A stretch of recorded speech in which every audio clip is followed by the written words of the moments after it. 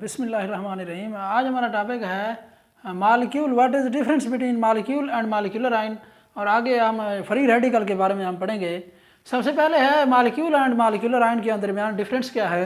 अच्छा, वो ये लॉन्ग क्वेश्चन में पूछ चुका है 4 नंबर के तौर पर, what is the difference between molecule and molecular ion. ये दोनों चीज़ें पढ़ी हुई हैं हमारी, मालिक्यूल क्या होता है, मालिक्यूलर आयन क्या होता है।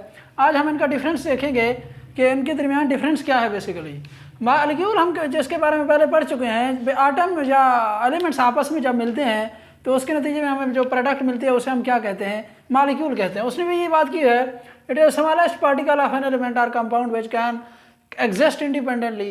इसी तरह it is formed by the gain और लॉस ऑफ इलेक्ट्रॉन। जब हम मालिक्यूलर आयन की जब हम बात करते हैं, ये बेसिकली होता वही मालिक्यूल है, लेकिन मालिक्यूल में से जब कोई इलेक्ट्रॉन हम गेन करते हैं, वो मालिक्यूल गेन करता है या लॉस करता है, तो उसके नतीजे में हमें क्या मिलता है, मालिक्यूलर आयन बनता है। जी बिल्कुल, it is formed by gain और loss of electrons by a molecule. Molecule वही चीज़ है, कंपाउंड बेसिकली जो एटम्स है, स्मॉलेस्ट पार्टिकल है उसका, कंपाउंड का। तो ये उसके जब कोई भी मालिक्यूल क्या करता है, गेन करता है इलेक्ट्रॉन को या लॉस करता है, उसके नतीजे में हमें क्या मिलता है, मालिक्यूलर आयन मिलता है। उसके बाद दूसरा है इट इज़ ऑलवेज न्यूट्रल। ये जो मालिक्यूल होता है ये हमेशा न्यूट्रल होता है। जब हम मालिक्यूलर आयन की बात करते हैं, इट कैन हैव चार्ज, इसके ऊपर कोई ना कोई चार्ज होता है। वो चार्ज पॉजिटिव भी हो सकता है, वो चार्ज नेगेटिव भी हो सकता है।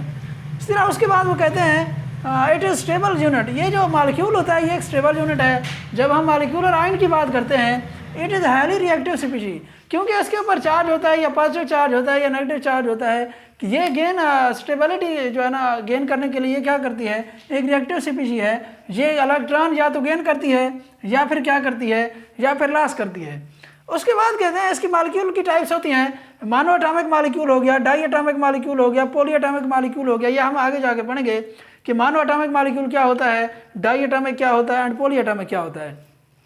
उसके बाद चलते हैं इसके मालिक्यूलर आयन की तरफ। इसकी दो टाइप्स होती है, बड़ा एक कैटायनिक मालिक्यूलर आयन होता है और दूसरा कौन सा होता है, एनायनिक मालिक्यूलर आयन होता है। कैटायनिक मालिक्यूलर आयन के बारे में हम पूरी डिटेल से पढ़ चुके हैं जब मालिक्यूलर आयन के बारे में पढ़ा था कि कैटायनिक मालिक्यूलर आयन के ऊपर पॉजिटिव चार्ज होता है और एनायनिक मालिक्यूलर आयन के ऊपर नेगेटिव चार्ज होता है। उसके बाद इसकी एग्जांपल दी है, बुक वाले नहीं थी, ये मैंने लिख दी है, आप 5वां पॉइंट बन जाएगा। H2 हो गया, CH4 हो गया, CO2 हो गया, ये सारे के सारे क्या है, मालिक्यूल हैं। जब इनके ऊपर कोई चार्ज आ जाता है, ये इलेक्ट्रॉन गेन कर रहे हैं या लॉस कर रहे हैं, इनके ऊपर पॉजिटिव चार्ज कब आता है, क्योंकि ये इलेक्ट्रॉन क्या कर रहे हैं, लॉस कर रहे हैं। इसके ऊपर नेगेटिव चार्ज इसलिए है क्योंकि CO2 क्या कर रहा है, इलेक्ट्रॉन गेन कर रहा है। तो ये था इनका मालिक्यूल और मालिक्यूलर आयन का डिफरेंस। इसको फिर मैं रिकॉल करता हूँ, ये स्मॉलेस्ट पार्टिकल है किसी भी जो है ना एलिमेंट्स का या कंपाउंड का। ये क्या है, मालिक्यूल जब इलेक्ट्रॉन गेन करता है या लॉस करता है, उसके नतीजे में जो प्रोडक्ट मिलती है उसे हम मालिक्यूलर आयन कहते हैं। ये एग्जिस्ट करता है इंडिपेंडेंटली और ये एग्जिस्ट नहीं करता, ये रिएक्टिव स्पीशीज है। ये न्यूट्रल फॉर्म में पाया जाता है, इसके ऊपर कोई ना कोई चार्ज होता है। इसकी जो टाइप्स हैं वो mono atomic, di atomic and poly atomic हैं। इसकी जो टाइप्स होती हैं वो है कैटायनिक मालिक्यूलर आयन भी हो सकता है, एनायनिक मालिक्यूलर आयन भी हो सकता है। उसके बाद इसकी एग्जांपल दी है। अच्छा, फ्री रेडिकल क्या होता है। फ्री रेडिकल कहता है एटम और group of atom having odd number of electron, odd number of unpaired electron. मकसद बात का ये है, odd number of unpaired electron का मतलब ये है कि उसके ऊपर कोई ना कोई इलेक्ट्रॉन होने चाहिए, वो अनपेयर्ड इलेक्ट्रॉन होने चाहिए। ऑड का मतलब होता है ताकि, मैथ में आप पढ़ चुके हैं, ऑड नंबर ऑफ इलेक्ट्रॉन का मतलब है उसके पास क्या होने चाहिए, ताक इलेक्ट्रॉन होने चाहिए। लेकिन ये शर्त भी लाजमी है कि वो जो ताक इलेक्ट्रॉन है वो क्या होने चाहिए, अनपेयर्ड होने चाहिए। उन्होंने किसी के साथ जो है ना पेयर नहीं बनाना होना चाहिए। उसके बाद इसकी रिप्रेजेंटेशन है, ये हेडिंग नहीं दी, आप दे दीजिएगा। इसको रिप्रेजेंट किस तरह करते हैं, वो कहता है dot on the symbol of atom और ग्रुप ऑफ एटम। जिस तरह एग्जांपल दी है मैंने, हाइड्रोजन के ऊपर डॉट लगा दिया, क्लोरीन के ऊपर डॉट लगा दिया, C3 के ऊपर डॉट लगा दिया। ये क्या है, फ्री रेडिकल्स हैं। बेसिकली रिप्रेजेंटेशन इसकी क्या है, किसी भी एटम या ग्रुप ऑफ एटम के ऊपर हम क्या करते हैं, उसके ऊपर हम डॉट लगा देते हैं, ये फ्री रेडिकल बन जाता है। अच्छा, ये how free radicals are found, ये फ्री रेडिकल बनते कैसे हैं। Free radicals are found by homolytic breakage of the bond. जब होमोलाइटिक ब्रेकेज होती है, होमोलाइटिक का क्या मतलब है, एक जैसे बॉन्ड ब्रेक होता है। मैंने एग्जांपल दी है Cl2 की, वहाँ पे Cl2 लिखा हुआ है, ये आपको थोड़ा सा ओपन करके मैंने बताया। अब ये बॉन्ड ब्रेक होता है, एक बॉन्ड के अंदर बेसिकली दो क्या होते हैं, इलेक्ट्रॉन होते हैं।